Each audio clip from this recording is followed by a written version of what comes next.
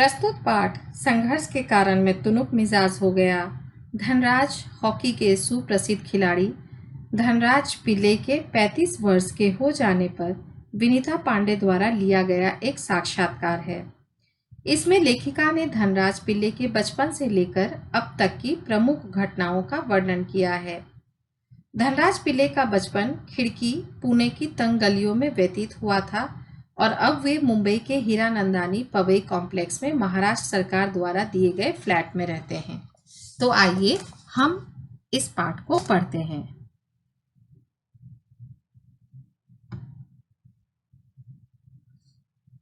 Hockey के सुप्रसिद्ध खिलाड़ी धनराज पिल्ले जब 35 वर्ष के हो गए तो उनका एक साक्षात्कार विनीता पांडे ने लिया था। इस साक्षात्कार का संपादित अंश यहाँ दिया जा रहा है।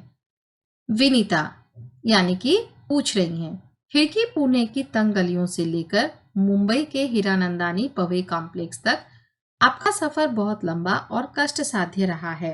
उस सफर के बारे में कुछ बताएं। धनराज कहते हैं, बचपन मुश्किलों से भरा रहा। हम बहुत गरीब थे। मेरे दोनों बड़े भाई हॉकी खेलते थे।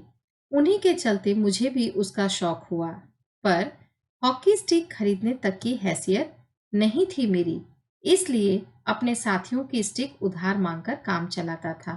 आप देखते हो उन समय वे कितनी दिक्कतों में थे, फिर भी वे अपने कर्तव्य की ओर अग्रसर थे। वह मुझे तभी मिलती जब वे खेल चुके होते थे। इसके लिए बहुत धीरज के साथ, धीरज मीन्स पेशेंस, अपनी बारी का इंतजार करना पड़ता था। मुझे अपनी पहली स्टिक तब मिली जब मेरे बड़े भाई को भारतीय कैंप के लिए चुन लिया गया। उसने मुझे अपनी पुरानी स्टिक दे दी। वह नई तो नहीं थी, लेकिन मेरे लिए बहुत कीमती थी क्योंकि वह मेरी अपनी थी। मेरे जूनियर राष्ट्रीय हॉकी सन 1985 में मणिपुर में खेली। तब मैं सिर्फ 16 साल का था। देखने में दुबला पतला और छोटे बच्चे जैसा चेहरा। अपनी दुबली कदकाठी के बावजूद मेरा ऐसा दबदबा था कि कोई मुझसे भिड़ने की कोशिश नहीं करता था। मैं बहुत जुझारू था, मैदान में भी और मैदान से बाहर भी। 1986 में मुझे सीनियर टीम में डाल दिया गया और मैं बोरिया बिस्तरा बांधकर मुंबई चला आया। उस साल मैंने और मेरे बड़े भाई रमेश ने मुंबई लीग में बेहतरीन खेल खेला। हमने खूब धूम मचाई। इसी के चलते मेरे अंदर एक उम्मीद जागी कि मुझे ओलंपिक 1988 के लिए नेशनल कैंप से बुलावा जरूर आएगा, पर नहीं आया। मेरा नाम 57 खिलाड़ियों की लिस्ट में भी नहीं था। बड़ी मायूसी हुई, मगर एक साल बाद ही ऑलविन एशिया कप के कैंप के लिए मुझे चुन लिया गया। तब से लेकर आज तक मैंने पीछे मुड़कर नहीं देखा। तो ये उनकी उन्नति की पहली शिखर रही। विनीता पूछ रही हैं, आपका विद्यार्थी जीवन कैसा रहा? अपने स्कूल के दिनों से आपकी किस प्रकार की यादें जुड़ी हैं? धनराज कह रहे हैं, मैं पढ़ने में एकदम फिशड्डी था, यानी कि पढ़ने में अच्छा नहीं था। किसी तरह 10वीं तक पहुंचा, मगर उसके आगे तो मामला बहुत कठिन था। एक बात कहूं, अगर मैं हॉकी खिलाड़ी ना होता तो शायद एक चपरासी की नौकरी भी मुझे ना मिलती। आज मैं बैचलर ऑफ साइंस या आर्ट्स भले ही ना हो, पर गर्व से कह सकता हूँ मैं बैचलर ऑफ हॉकी हूँ, और मेरी शादी के लिए आप मुझे मास्टर ऑफ हॉकी कह सकते हैं। विनीता पूछ रही हैं, आप इतने तुनुक मिजाज क्यों हैं? तुनुक मिजाज मीन्स शॉर्ट टेम्पर। कभी कभी आप आक्रामक भी हो जाते हैं। धनराज, इस बात का संबंध मेरे बचपन से जुड़ा हुआ है। मैं हमेशा से ही अपने आप को बहुत असुरक्षित महसूस करता रहा। मैंने अपनी माँ को देखा है, उन्होंने हमारे पालन पोषण में कितना संघर्ष किया है। मेरी तुनुक मिजाजी के पीछे कई वजह हैं, लेकिन मैं बिना लाग लपेट वाला आदमी हूँ। मन में जो आता है सीधे सीधे कह डालता हूँ, और बात को कई बार पछताना भी पड़ता है। मुझसे अपना गुस्सा रोका नहीं जाता। दूसरे लोगों को भी मुझे उकसाने में मजा आता है। मुझे जिंदगी में हर छोटी बड़ी चीज के लिए जूझना पड़ा, जिससे मैं चिड़चिड़ा हो गया हूँ। साथ ही साथ मैं बहुत भावुक इंसान भी हूँ। मैं किसी को तकलीफ में नहीं देख सकता। मैं अपने दोस्तों और अपने परिवार की बहुत कद्र करता हूँ। कद्र मतलब इज्जत करता हूँ। मुझे अपनी गलतियों के लिए माफी मांगने में कोई शर्म महसूस नहीं होती।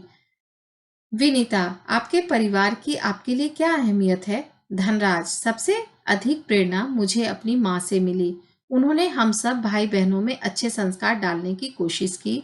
मैं उनके सबसे नजदीक हूँ। मैं चाहे भारत में रहूं या विदेश में, रोज रात में सोने से पहले माँ से जरूर बात करता हूँ। मेरी माँ ने मुझे अपनी प्रसिद्धि को विनम्रता के साथ संभालने की सीख दी है। यानी कि अगर मैं कितना भी फेमस हो जाऊं, लेकिन कभी भी अपना विनम्रता नहीं खोऊंगा। जो मेरे अंदर संस्कार हैं उसे मैं कभी नहीं खो सकता। मेरी सबसे बड़ी भाभी कविता भी मेरे लिए माँ की तरह है। वह भी मेरे लिए प्रेरणा स्रोत रही है। विनीता, आपने सबसे पहले कृत्रिम घास यानी कि artificial grass that is astroturf पर हॉकी कब खेली? मैंने सबसे पहले कृत्रिम घास तब देखी जब राष्ट्रीय खेलों में भाग लेने 1988 में मैं नई दिल्ली आया। मुझे याद है किस तरह सोमैया और जॉकविन कार्वाल्हो मुझे एक कोने में ले जाकर कृत्रिम घास पर खेलने के गुर बता रहे थे, और जब वे बताने में लगे हुए थे मैं झुक झुक कर उस मैदान को छू रहा था। मुझे विश्वास ही नहीं हो रहा था कि विज्ञान इस कदर तरक्की कर सकता है, कृत्रिम घास तक उगाई जा सके। विनीता, हर युवक का यह सपना होता है कि उसके पास एक कार हो। आपके पास आपकी पहली कार कब आई? मेरी पहली कार एक सेकंड हैंड अरमाडा थी, जो मुझे पहले के एम्प्लॉयर ने दी थी। तब तक मैं काफी नामी खिलाड़ी बन चुका था, मगर यह कोई जरूरी नहीं कि शोहरत पैसा साथ लेकर आए। अंडरलाइन कीजिए, कई बार ऐसा होता है हम बहुत फेमस होते हैं, लेकिन उसके साथ साथ हम अमीर भी हों, ऐसा कोई जरूरी नहीं है। मैं तब भी मुंबई की लोकल ट्रेनों और बसों में सफर करता था, क्योंकि टैक्सी में चढ़ने की हैसियत मुझ में नहीं थी। मुझे याद है एक बार किसी फोटोग्राफर ने एक भीड़ से भरे रेलवे स्टेशन पर मेरी तस्वीर खींचकर अगली सुबह अखबार में यह खबर छाप दी, हॉकी का सितारा पिल्ले अभी भी मुंबई की लोकल ट्रेनों में सफर करता है। उस दिन मैंने महसूस किया कि मैं एक मशहूर चेहरा बन चुका हूँ और मुझे लोकल ट्रेनों में सफर करने से बचना चाहिए। लेकिन मैं कर ही क्या सकता था? मैं जो भी थोड़ा बहुत कमाता, उससे अपना परिवार चलाना पड़ता था। धीरे धीरे पैसे जमा करके बहन की शादी की और अपनी माँ के लिए हर महीने पुणे पैसा भेजना शुरू किया। आज मेरे पास एक फोर्ड आइकन है जिसे मैंने सन 2000 में खरीदा था, मगर वह किसी कॉरपोरेट हाउस का दिया हुआ तोहफा नहीं, बल्कि मेरी मेहनत की गाढ़ी कमाई से खरीदी हुई कार है। विनीता, सफलता का आपके लिए क्या महत्व है? हॉकी को आपने इतना कुछ दिया, इसके बदले आपको क्या मिला? धनराज, कुछ रुपए इनाम में मिले थे, मगर आज खिलाड़ियों को जितना मिलता है उस मुकाबले में पहले कुछ नहीं मिलता था। मेरी पहली जिम्मेदारी थी परिवार में आर्थिक तंगी को दूर करना, यानी कि इकोनॉमिकल कंडीशन को अच्छा बनाना, उन सबको एक बेहतर जिंदगी देना। विदेश में जाकर खेलने से जो कमाई हुई उससे मैंने 1994 में पुणे के भाऊ पाटिल रोड पर 2 बेडरूम का एक छोटा सा फ्लैट खरीदा। घर छोटा जरूर है, पर हम सबके लिए काफी है। 1999 में महाराष्ट्र सरकार ने मुझे पवई में एक फ्लैट दिया। वह ऐसा घर है जिसे खरीदने की मेरी खुद की हैसियत कभी नहीं हो पाती। विनीता, सेलिब्रिटीज के साथ एक ही मंच पर बैठना कैसा लगता है? धनराज, बहुत अच्छा। जब हम राष्ट्रपति से मिले तब यह महसूस हुआ कि हम कितने खास हैं। हॉकी ही है जिसके चलते हर जगह प्रतिष्ठा मिली, यानी हम मशहूर हुए सिर्फ हॉकी की वजह से। आज हम जो भी हैं, जो हमारी पहचान है, सिर्फ हॉकी है।